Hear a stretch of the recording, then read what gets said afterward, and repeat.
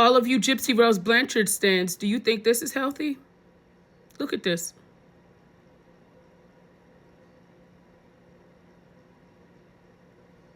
Look at her pushing that baby's head. Is there anything healthy about this?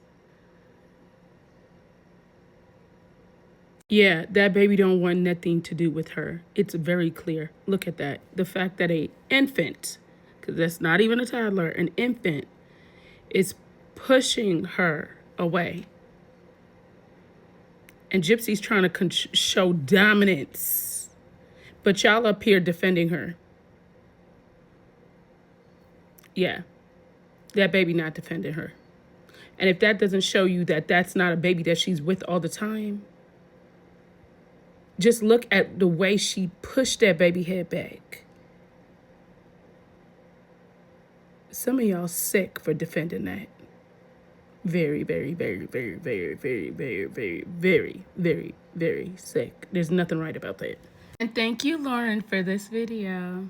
Lauren also did a video on this, and I'm going to show it to you because I think it gives a lot of context, and it's a really good video, so let's watch this. First of all, Miss Ma'am, I never said any of that. And since you want to take all of this energy out of your beautiful day to leave comment after comment, I will respond with things I wasn't even going to talk about, but let's go. Never once did I say that GRB does not have custody of her baby. However, with that said, GRB most certainly has been visited by CPS. And do you know how I know? Because the same source that told me the baby was born the day before it was even announced to TMZ told me this. And that's not information I previously even released. Nor did I release the visit from CPS and several other things I've been told. Do I know if she's lost custody? I don't know, so I'm not going to say. Do I know that allegedly for entertainment and educational purposes, per my source, that's pretty solid, that she's been visited by CPS? I think so. So what I like to do is put out evidence, factually based, and at times conjecture and sources, which I don't use lightly. And it's up to the public to put two and two together and come up to their own conclusion. But I can say that other creators who have been putting out this information are creators that I know and I respect, and I wouldn't doubt it. But again, that is your conclusion to come to. Additionally, you mentioned there's so much more going on in the world right now. This is important to a lot of people as well. Please search out the videos and the creators for the topics you're passionate about. And please reserve this energy for that. Because after all, this is not important to you, correct? There's so many more important things. You know Diddy is under some fire, y'all. So, child, I think people ain't even really ready for the type of fire that he is under. But let's go on and watch this. Kim Kardashian sent Kanye a cease and desist for putting North West on a song with Diddy. Last night, Kanye dropped a new song called Lonely Roads that featured Diddy, Diddy's son, King Combs, and his daughter, North West, and a new artist from Chicago, Jasmine Williams. In this song, you hear Diddy telling Kanye from jail right now how thankful he is that Kanye is sticking by him and his children's side because he said nobody else has done it. Ain't nobody reach out to them. Ain't nobody call them. You know what I'm saying? Nobody, you know what I'm saying? That meant so much, you know what I'm saying, that you reached out to them and took the money and went by, man. That's awesome, man. And I appreciate you. Word up, man. Yeah, absolutely. I love you so much, man. It's like you raised me even when I didn't know you. You know what I'm saying? Yeah. I'm still alive, man. Now, after Kanye dropped this song publicly, he posted this about Kim Kardashian owning North West trademark. And in this paperwork that Kanye took a screenshot of in this tweet is actually a cease and desist that Kim Kardashian sent him saying, take down this music with my daughter in it featuring Diddy because it's not in her best interest. Rightfully so. The cease and desist says Kim is the sole and exclusive owner on all trademarks relating to North West's name, including North West mark. Ye's use of North's name, likeness, and trademark in connection with this recording is not only a violation of the parties' 2022 stipulated judgments as the parties share joint legal custody, but is also an infringement under state and federal law. Kim does not believe that the participation in this project is in North's best interest and has asked for it to be removed. So after Kanye West received the cease and desist from Kim Kardashian over using North's voice on this song with Diddy, saying this is not in her best interest for you to be putting out a song with someone like Diddy, especially with everything that Diddy is going through right now. And rightfully so. Who would want their child on a track with Diddy, who right now is in jail, and he is being accused of trafficking women by the federal government? And not only that, he has tons of lawsuits, and some of these lawsuits are alleging that he did things to people when they were children. So Kanye put out the text that he sent to Kim Kardashian when he received the cease and desist, and he included the picture of it, and he said that I'm never speaking with you again. Kim said, I asked you at the time if I can trademark her name and you said yes. When she's 18, it goes to her. So stop.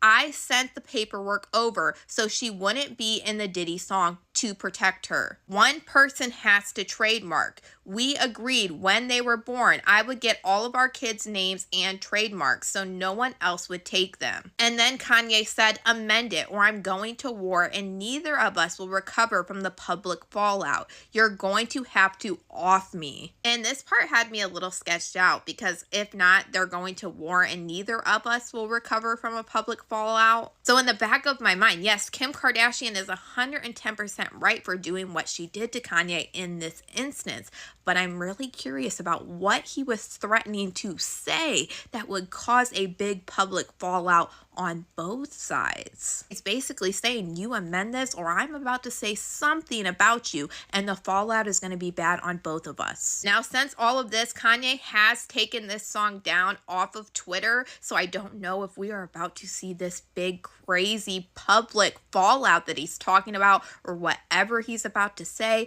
but it's seeming like we're probably not going to see it, and he knew I better take it down before Kim Kardashian sues me. But yet again, we are dealing with Kanye, so it's hard to know what we are going to see, but I will be watching it to see. But just this in general, having North West on a track with Diddy is disgusting. But y'all let me know what you guys think about all this in the comments. Sean Combs did not look like himself today in federal court, but his spirits were clearly high. When he looked at his family, he had a big smile on his face. He touched his heart. He thanked them for being there. But his hair was gray. His mustache and beard were gray. He had on a tan buttoned up shirt as well as tan pants. You heard from him a little bit in the courtroom as the judge explained to him this superseding indictment, which basically adds 2 alleged victims to the federal indictment that already exists. He said, yes, I have, sir, in reference to understanding what is in the document. He waived his right to a public reading. He also said that he pleaded not guilty.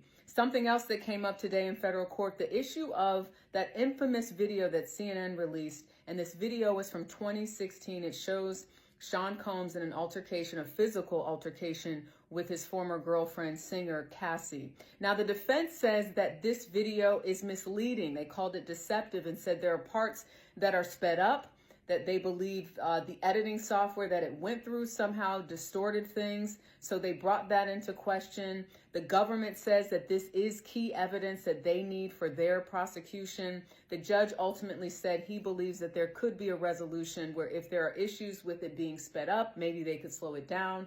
But for right now, it's kind of still an unresolved issue. Something else that I thought was interesting today in court had to do with the defense bringing up that they just recently came across some medical records for Sean Combs and that they wanted more time so that they could get an expert. So it's sort of giving us maybe some insight into more of what we might learn in terms of the defense, perhaps. But I thought that was interesting that the defense brought up that they just came across some medical records and asked for more time. But again, Sean Combs facing 3 counts of racketeering, conspiracy, sex trafficking, violating the Mann Act. He has pleaded not guilty. Hi, everyone. I just was sitting in court with Sean Diddy Combs. I'm a reporter for 1010 Wins, and I wanted to give everyone an update on exactly what's happening. So mark your calendars, May 12th, the day that opening statements are going to begin. So we're going to hear from the defense and the government. That is the new trial date. It was supposed to be May 5th. Now it's May 12th, 1 week later. Also happening next month, jury selection. Let's get into that. So the days that the judge has outlined for jury selection is April 28th, 29th, and he's saying it could go to the 30th if we need it, if we need that extra day to find a suitable jury. Now, another thing to keep in mind, potential jurors, they're going to be given a very specific questionnaire, and after they fill out that questionnaire, they're going to be questioned individually, not in a group. And Diddy's attorney, Mark Agnifilo, he wants up to 300 potential jurors questioned each day in order, from what he thinks, that's what it's going to take to find a jury that's unbiased, that has no knowledge of this case, about what's going on, about who's involved. So in order to find a suitable jury, they're saying it could take up to 3 days. Hopefully that's enough time for them to seat a jury, because this trial is supposed to begin now, May 12th. So something really important. Also, Diddy looked the judge in the eye. He had a gray beard and gray hair. He said, when he was asked, how do you plead? He stood up. He said, not guilty, loud and clear. Also in the second row, two of his children, Chance and Christian, were there. And also his mother was there as well. So his mother came in a little bit late, but she walked in. She was also there. And then there were a few other people there that were thinking are close family friends of his. But when he got in, he gave his attorneys a hug.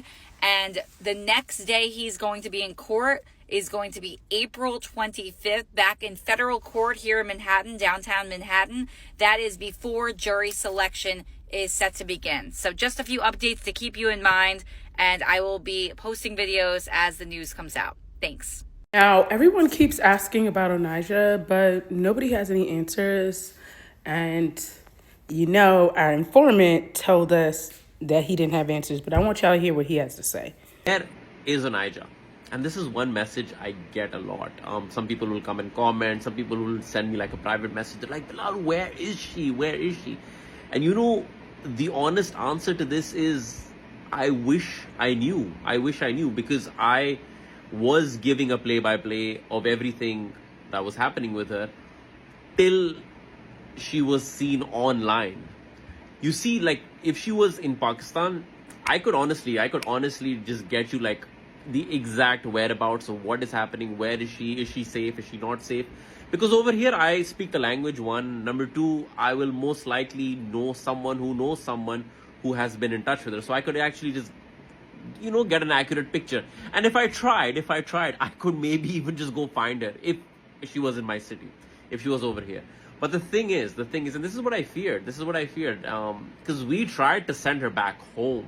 We put her on the plane and she got off in Dubai. Even if she was in Dubai and she was not in such a situation where the authorities arrested her, detained her, if she was still around Pakistani people, I would have even known then.